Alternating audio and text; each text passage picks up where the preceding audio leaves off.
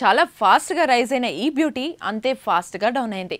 సరైన గైడెన్స్ లేకపోవడం వల్ల లేక వస్తున్నాయి కదా అని అన్ని కథలు ఒప్పేసుకోవడం వల్ల కానీ పాపం పాప ధమాకా తర్వాత అన్ని ఫ్లాప్లే చూసింది.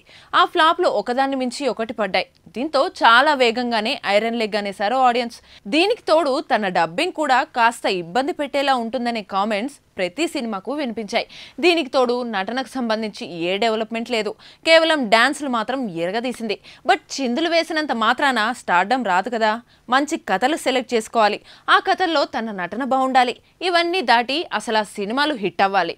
అప్పుడే హీరోయిన్ అయినా ఇంకెవరైనా ఎదుగుతారు. లేదంటే ఇదిగో ఇలా చాలా స్పీడ్గా డౌన్ అయిపోతారు. డౌన్ అవడమే కాదు, తను కమిట్ అయిన ప్రాజెక్ట్స్ నుంచి కూడా తీసేయడం ఓ రకంగా అవమానమే. నిజానికి శ్రీలీల కమిట్మెంట్ గురించి తక్కువ చేయలేం. గుంటూరు కారం కోసం తన ఎంబీబీఎస్ ఎగ్జామ్స్ కూడా రాయలేదు. సినిమా కోసం పర్సనల్ కెరీర్ను కూడా వదులుకోవాలనుకుంది. బట్ ఏం ఉపయోగం? ఈ మూవీలో తన పాత్ర అంత ఘాటుగా లేదు. ఇంకా చెబితే సినిమాలోనే ఏ ఘాటు లేదు.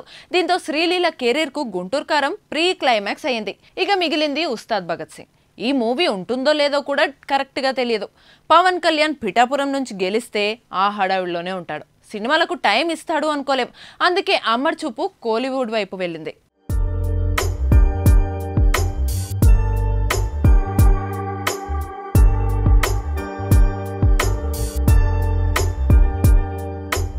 కోలీవుడ్ టాప్ హీరోయిన్ అజిత్ సరసన శ్రీలీలకు ఆఫర్ వచ్చిందట. కొన్నాళ్ళుగా అజిత్ రెగ్యులర్ హీరోయిన్స్ రోల్స్ లేకుండా చూసుకుంటున్నాడు. చాలా మెచ్యూర్డ్ రోల్స్ను సెలెక్ట్ చేసుకుంటున్నాడు. అందుకు తగ్గట్టుగానే తన మేక్ ఓవర్ కూడా కనిపిస్తుంది. జుట్టుకు రంగు లేదు, గడ్డం కూడా తెల్లగానే ఉంది.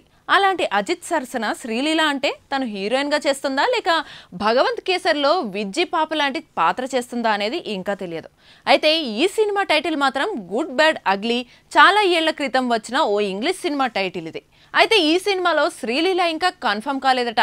తనను సంప్రదించారట, తానే ఇంకా ఏం చెప్పలేదంటున్నారు. అయినా ఇక్కడ ఆఫర్స్ లేనప్పుడు వచ్చిన దగ్గర నటిస్తే తప్పేంటో.